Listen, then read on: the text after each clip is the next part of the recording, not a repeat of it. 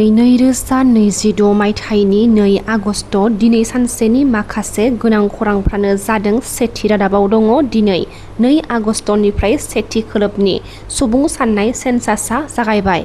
मख'नो गोनांदि हादरनाङैनो सुबुं सानखो 2027 मायथाइनि गिबि खोन्दोखौ मावख'आरि महरै बेखेवनाय लोगो लोगो बिटिसिनि गाहाय खुंगिरि हाग्रामा महिलारी बिथां आरो बिथांनि बिसि एमएलए सेउली महिलारी बिथाङा रबिबारखालि सोरखारि सुबुं सानखो पर्टेलनि गेजेरजों गाव गावनि न'आव गाव गावनि सुबुं साननाय सेन्सासखौ फोजोबदों। बिटिसिनि गाहाय खुंगिरि हाग्रामा महिलारी बिथाङा साफ्रोमबो नोगोरारिफोरखौ बे हाबाफारियाव सांग्राङै बाहागो लानो खावलायदों। खर'सा आसामनि दैबानायाव गोबां खहा जानायखौ नोजोर होनानै रिलायेन्स फाउन्डेसननि राङारि अनसुंथाइ।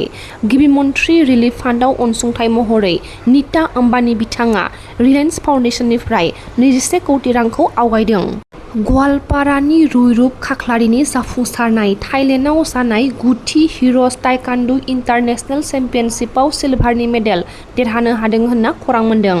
निउ बङाइगाव जंसनआव सासे सुबुंनि जिउ खहा जानांदों। थैनाय सुबुंनि मुंखौ पुरनजय कछारी होनना मिथिनो मोन्दों। रेलगारिनिफ्राय ओंखारनो लानायावनो 2 नं प्लेटफर्मआव गोग्लैदोंमोन।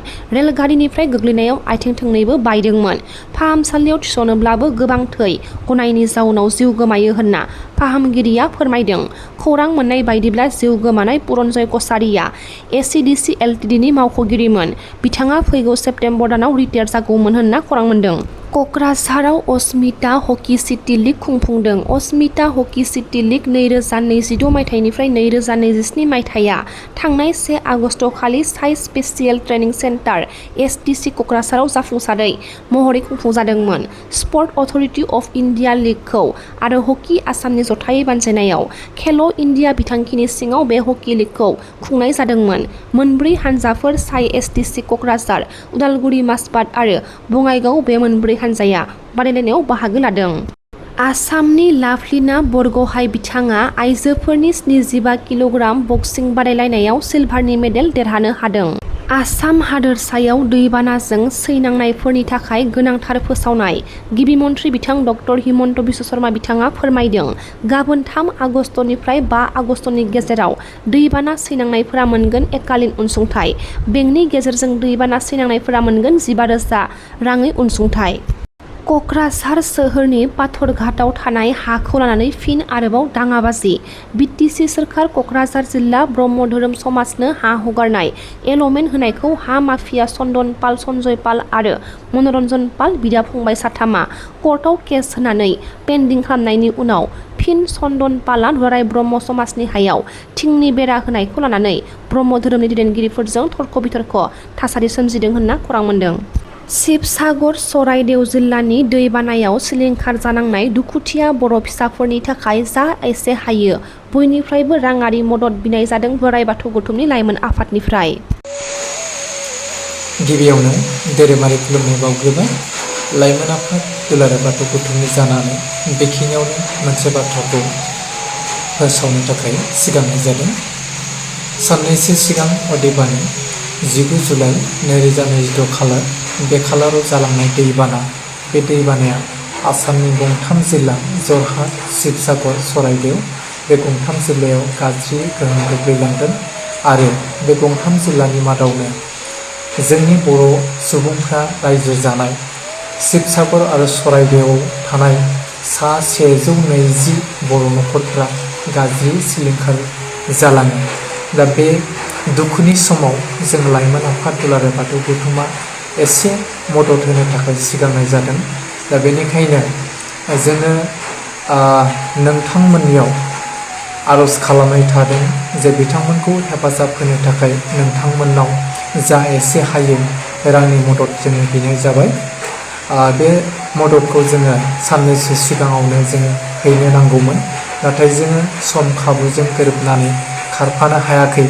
अब्लाबो फैबाय थानाय 3 आगस्ट 2026 अदेबानि समबारै जोङो हैनो थाखाय थियारि खालामनाय जादों आरो बेवहाय जोङो नोंथांमोननो QR क'ड एबा UPI ID बेखौ जों होफानाय जागोन।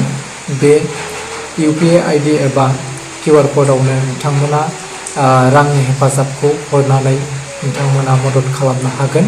आरो बेखिनियाव जोङो मोनसे बाथ्राखौ रोखा खालामखानो सानदों जे फैबाय थानाय समबारखालि हालागै जोङो बै जायगायाव थांबाय थानाय समसिमहालागै जोङो रांनि मददखौ आनजावबाय थानाय जागोन। बेलासि एबा सानजौफुनि बेलासिनि 2:30 रिंगासिम जोङो बे नोंथांमोननि अनसुंथाइखौ जोङो मददखौ आनजावबाय थानाय जागोन। बेनिखायनो जोङो जइन्ट एकाउन्टखौ होआब्लासिनो लाइमोन आफाद दुलाराय बाथौ गौथुमनि आफादगिरिनि UPI ID खौनो जोङो बावहाय बा QR क'डखौनो जों होनाय जादों। बे बाथ्राखौ नोंथांमोननि सेराव जोङो फोरमायनाय जाबाय। दिनैनिफ्राय सुबुं सानखोआ जागायबाय। दिनैनि सेन्सासनि सायाव बर' रावजों रायजो राजाफोरखौ खावलायदों बाक्सा जिल्लानि जिल्ला बेंगिरि किमने सांसन बिथाङा। खुलुमबाय, आं किमने सांसन, जिल्ला बेंगिरि बाक्सा जिल्लानि गासै रायजोखौ मिन्थि होनो नागिरोदि फेज 1 हाउस लिस्टिं आरो हाउसिं सेन्सास 2027 बा सेल्फ एनुमरेशन आ 2 आगष्टनिफ्राय 16 आगष्टसिम सोलिगोन। नोंथांमोना न'निफ्राय गावबागाव मबाइल बा कम्पिउटारनिफ्राय सहजावनो सेल्फ एनुमरेशन खालामनो हागोन। बेनि थाखाय सेल्फ एनुमरेशन पर्टेलाव थांनानै गावनि हाउसहोल्ड रेजिस्टार खालाम, OTP रेजिस्टार खालाम, गावनि लकेशन आरो न'नि थि जायगाखौ मेपआव दोन्थो। सोंलुफोरखौ मोजाङै फिननाय खालाम। गासै जाहोनारिखौ नायजोबना साबमिट खालाम। फाइनाल साबमिट खालामनाय उनाव मोनसे SE ID मोनगोन। बे SE ID खौ मोजाङै लाखिनो नांगोन। उनाव जेब्ला सेन्सास एनुमारेटरआ नोंथांमोननि न'आव फैगोन, बिसोरनो SE ID खौ दिन्थो। आं बाक्सा जिल्लानि मोनफ्रोमबो नखरखौ 2 आगष्टनिफ्राय 16 आगष्टनि गेजेराव सेल्फ एनुमरेशन खालामनो खावलायबाय। फै, जों गासैबो थि आरो जाफुंसार सेन्सास दाफुंनि। गोजोन्थों।